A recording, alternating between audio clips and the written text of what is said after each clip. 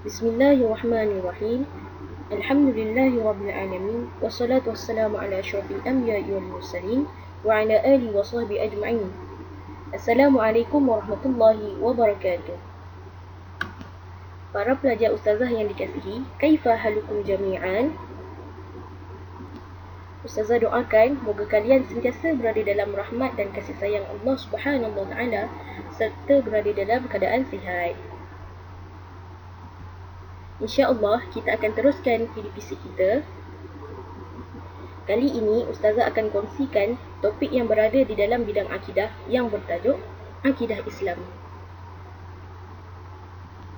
Para pelajar yang berada di rumah boleh merujuk buku teks pada muka surat 75 sehingga muka surat 80. Maksud akidah. Akidah dari segi bahasa bermaksud ikatan atau simpulan. Akidah dari segi istilah pula bermaksud keyakinan dan keimanan yang mantap terhadap rukun iman dan perkara-perkara ghaib. Sebagai seorang hamba Allah Subhanahu wa taala, kita wajib berpegang dengan akidah yang benar yang bersumberkan Al-Quran dan hadis Nabi Muhammad sallallahu alaihi wasallam. Kita juga wajib menerima sepenuhnya apa-apa yang terkandung di dalam Al-Quran dan hadis serta sentiasa berhati-hati agar tidak terpesong ke arah akidah yang salah. Akidah yang salah ialah segala kepercayaan dan amalan yang bercanggah dengan Al-Quran dan hadis. Sebagai tambahan, satu doa yang boleh kita amalkan supaya ditetapkan iman. Bismillahirrahmanirrahim. Rabbana la tuzigh qulubana ba'da idh hadaytana wa hab lana min ladunka rahmah innaka antal wahhab. Surah Ali Imran ayat 8. Terjemahannya, wahai Tuhan kami, janganlah engkau pesongkan hati kami setelah engkau memberikan petunjuk kepada kami, dan kurniakanlah kepada kami limpahan rahmat dari sisimu. Sesungguhnya engkau jualah yang maha pemberi kurnia. Sumber akidah. Sumber utama akidah Islam ialah Al-Quran dan hadis. Terdapat banyak ayat dalam Al-Quran yang menjelaskan akidah. Firman Allah Subhanahu wa taala, Bismillahirrahmanirrahim. Qul huwallahu ahad, Allahus samad, lam yalid wa lam yulad wa lam yakul lahu kufuwan ahad. Surah Al-Ikhlas ayat 1 hingga 4.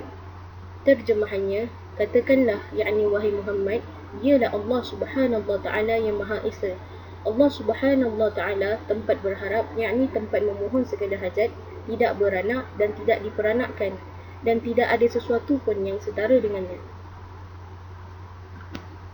Pengucapan syahadah sebagai tunjang akidah turut dijelaskan dalam sabda Nabi sallallahu alaihi wasallam. An Abi Malik radhiyallahu anhu qala, sami'tu Rasulullah sallallahu alaihi wasallam yaqulu, man qala la ilaha illallah wa kafara bima yu'badu min dunillahi haruma maluhu wa damuhu wa hisabuhu 'ala Allah. Terjemahannya, Abu Malik radhiyallahu anhu berkata bahawa aku mendengar Rasulullah sallallahu alaihi wasallam bersabda, sesiapa yang mengucapkan kalimah la ilaha illallah, tiada Tuhan melainkan Allah Subhanahu wa taala, dan mengingkari peribadatan kepada selain Allah Subhanahu wa taala, haramlah hartanya dan darahnya, yakni daripada diambil, dan hanya Allah Subhanahu wa taala yang berhak menghisapnya. Baik, daripada kedua-dua dalil tadi, dalil Al-Quran dan dalil hadis, membuktikan bahawa Allah Subhanahu wa taala dan Rasulnya memang mengakui kebenaran dan keistimewaan akidah Islam itu sendiri sebagai pegangan utama manusia. Ciri akidah yang benar dan salah. Setiap Muslim wajib berusaha untuk memelihara akidah mereka. Hanya dengan mendalami ilmu akidah, kita dapat mengenal akidah yang benar dan akidah yang salah. Antara ciri akidah yang benar dan akidah yang salah termasuklah dari segi kepercayaan. Kepercayaan akidah yang benar ialah percaya terhadap kewujudan, keesaan dan kekuasaan Allah Subhanahu wa taala. Manakala kepercayaan akidah yang salah pula ialah menafikan keesaan dan kekuasaan Allah Subhanahu wa taala. Dari segi sumber akidah yang benar ialah mengamalkan kepercayaan berlandaskan Al-Quran dan As-Sunnah. Manakala sumber akidah yang salah pula ialah mengamalkan kepercayaan yang bertentangan dengan Al-Quran dan As-Sunnah.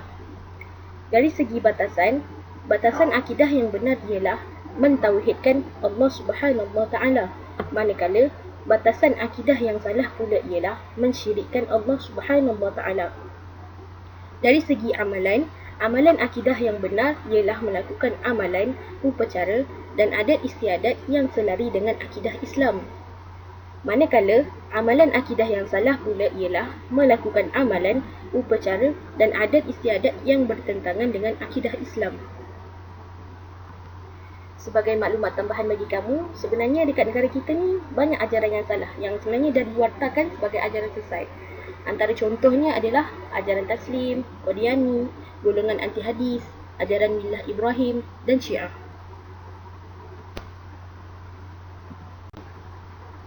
Kepentingan akidah dalam kehidupan Muslim. Akidah adalah teras dalam kehidupan seorang Muslim. Tanpa akidah, kehidupan manusia akan terumbang-ambing tanpa haluan, ibarat kapal yang hanyut di tengah lautan. Kepentingan akidah dalam kehidupan Muslim. Pertama, membentuk jati diri sebagai Muslim sejati. Kedua, menjadi sebab dan tujuan manusia diciptakan. Ketiga, benteng daripada perkara khurafat dan syirik. Keempat, syarat amalan diterima Allah Subhanahu Wa Taala. Kelima, pintu kebahagiaan di dunia dan di akhirat. Keenam, tunjang kekuatan umat dan negara Islam. Islam agama yang benar. Antara hujah-hujahnya ialah: pertama, Islam agama fitrah. Kebenaran Islam terbukti menerusi sifatnya yang bersesuaian dengan fitrah manusia. Kedua, sumber yang sahih.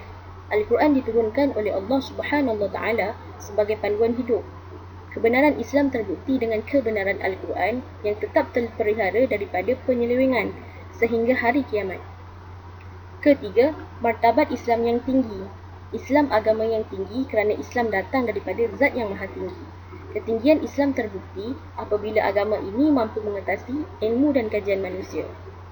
Islam juga merupakan penyelesai semua permasalahan umat dan penunjuk jalan yang terang kepada manusia yang berada dalam kegelapan. Sekian saja perkongsian daripada Ustazah. Moga-moga para pelajar boleh mengambil manfaat daripada perkongsian ini. Wabillahi taufiq wal hidayah. Wassalamualaikum warahmatullahi wabarakatuh.